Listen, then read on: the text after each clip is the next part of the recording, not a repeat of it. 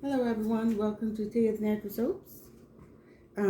Today, what is today? Today is August 17th, 2021, and I have been doing some vendings. So I've noticed that it's time for me to start replenishing some of the items that I don't have.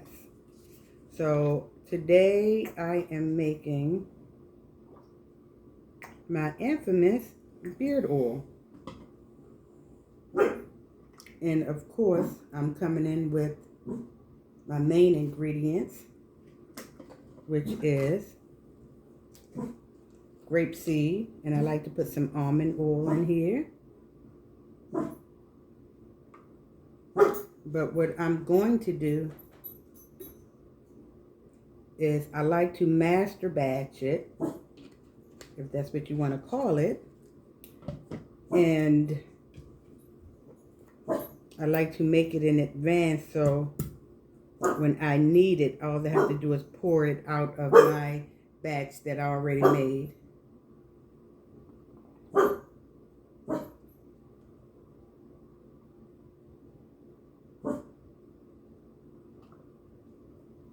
And most of it has equal parts. I used to do a lot of scented, different scents of my beard oil. However, I noticed some of the things that people don't like, which I love, like my rosewood and vanilla, my tobacco and vanilla, but people don't really gravitate to that. I don't know why. I know when I first started making my bay rum years ago, nobody liked the bay rum. Now you hardly can keep it in stock, and nobody's bay rum smells the same. Everything smells different. One time I bought some bay rum and it didn't have any scent at all. It was kind of awful. So I had to write back to them and let them know that it was mostly oil and no fragrance. Then I found some other places with the bay rum, which, like I say, is all different. And I love to put a little bit of black castor oil in here. I love black castor oil. This is really great. This is 100% pure Jamaican castor oil.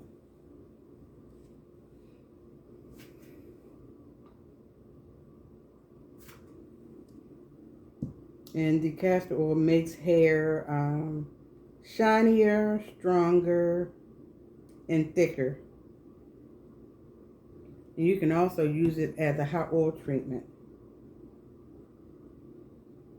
for dry, damaged hair.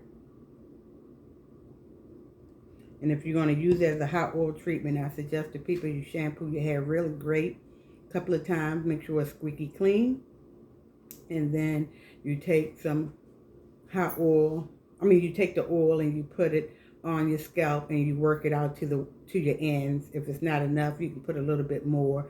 You should take a plastic bag and sit underneath the hair dryer for about 10-15 minutes. If you don't have a plastic bag, a hair dryer that you can sit underneath of, you can just go ahead and put the plastic bag on your head and walk around for about 20 minutes. Just add 5 minutes to it. The heat from your scalp will do just fine. And then you take it and you rinse it out with hot water, warm water, as hot as you can stand it actually. Just rinse it out to make sure you get all the excess oil out, and just go ahead and blow dry and do what you normally do for your hair. So that's how I like to do it. Also in this beard oil, I will be putting some jojoba oil in here. I love jojoba oil. One of my I always pronounce it jojoba oil. One of my friends who is Pakistani said we are pronouncing it wrong, and it actually is jojoba oil. I don't know. I just always said jojoba oil, or jojoba oil. and keep it moving. I don't know, so if I'm pronouncing this wrong, I'm sure half of the population is pronouncing it wrong. So I'm going to add my amla oil in here.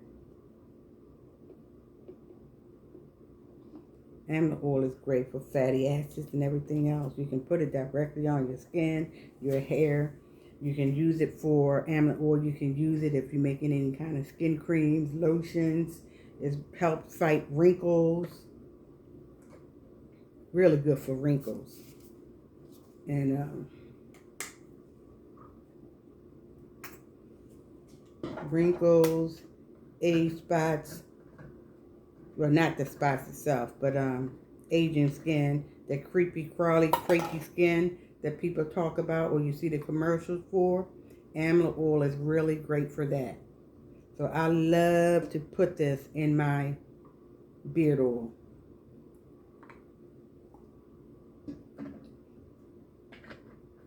But it has the fatty acids in it that's good for your skin.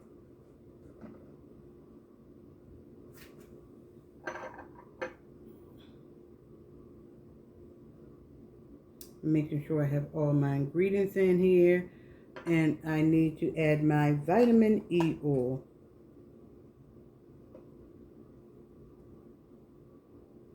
So I don't have that here. So I need to go and get that.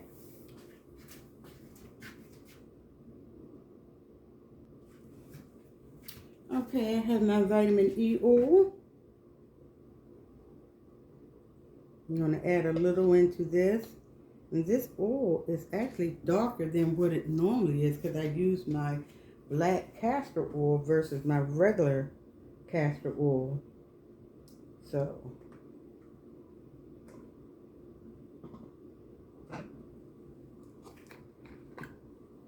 and people will call you out on it. It doesn't look like the last one.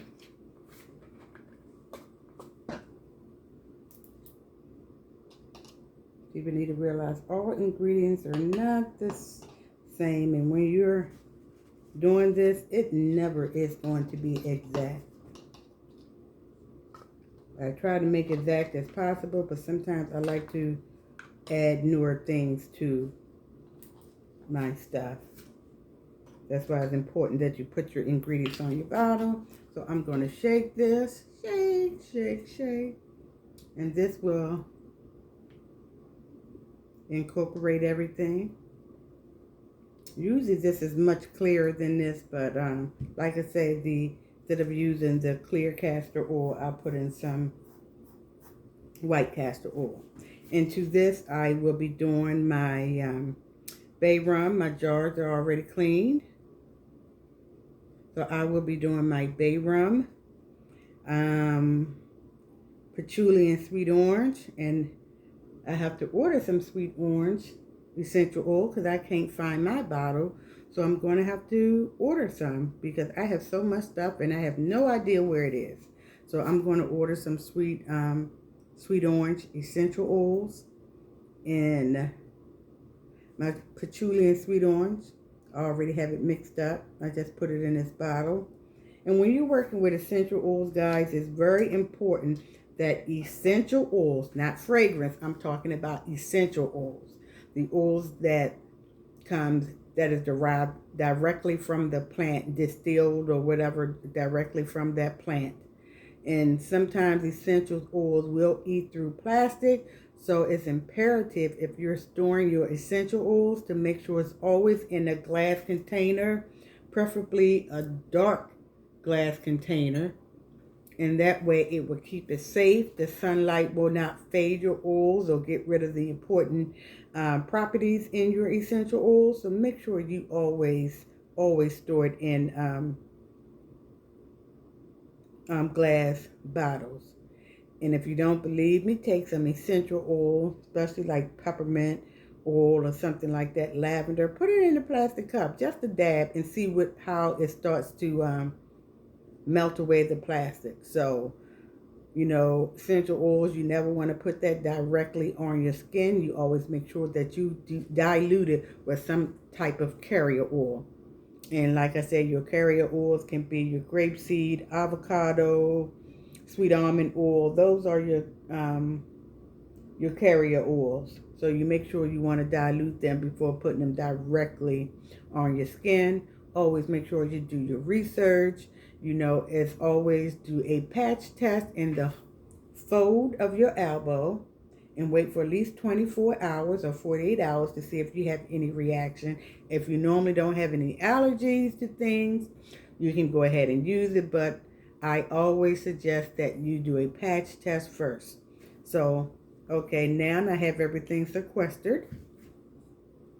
I'm going to take my oils, whoops, and I'm going to fill the bottle. I'm not going to fill the bottles all the way because remember, you still have to put your dabbler in here and your essential oils. So you don't want to fill it all the way. So here's what it looks like. And I put too much in. Sometimes it's hard. I use a smaller thing, so because you know, once you put the Doppler in, this thing, it will raise the level of the oil. So you make sure you want to take it down a little past the little rim here. Take it past that because you still have to put your essential oils in. So I'm going to take this down some. I don't know if you can see the line on here. Let me shake it. So I took it down some. So the first thing we're going to be using is my, what do I have that everybody likes? Not my Bay Rum. I have one called Shave and a Haircut. I got this from Brambleberry. It almost, well, some people call it barbershop. Depends on where you get it from, but it's a Manley's Man. But this is Shave and a Haircut from Brambleberry. I usually don't give out shout outs to companies, but I love Brambleberry, even though they messed up on some of my orders. So what you do is you put that in. I did that. And what I'm going to do, I'm going to pour a little bit of this beard oil in here, just in case I have to top it off. So I'm going to put some in here.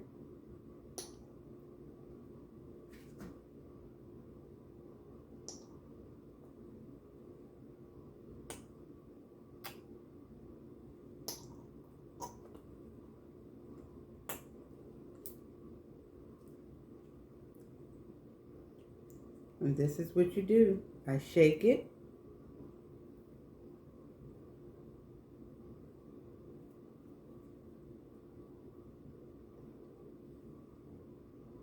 Yep, I got the nice scent. I try to make my scent enough that you can smell, but sometimes I don't want to overpower it because you are putting this, you are putting these oils, and I do make beard balms to match it.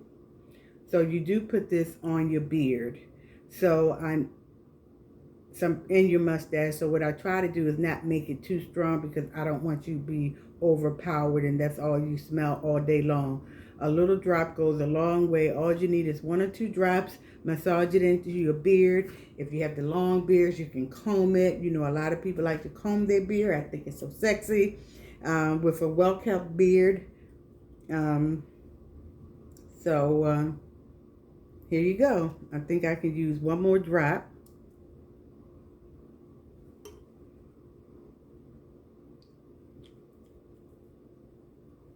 And I will let these sequester for a couple of days. Make sure all the oils is incorporated. And this is what it looks like when I put the labels on. My labels I do buy from the Avery. I can go to the store, Office Depot, or Walmart and get the silver labels because I think they're more professional. They have a lot on their website. I do go to the Avery label where you can design and print yourself, or you can have them printed and mail it to you. But since I have a printer and everything, I go ahead and design and print it myself and put my labels on. So it's always important when you're working with these bottles, oils, or whatever you're making. I take rubbing alcohol and I spray the outside of my bottles, and then I put the labels on. You don't want to put the labels on and it's sticky. I mean, the bottles are oily, your labels won't stay. So make sure you clean it very well with rubbing alcohol. I spread, I wipe it down, and take a dry rag and dry paper towel, and I wipe it again. So thanks for watching. Toodles.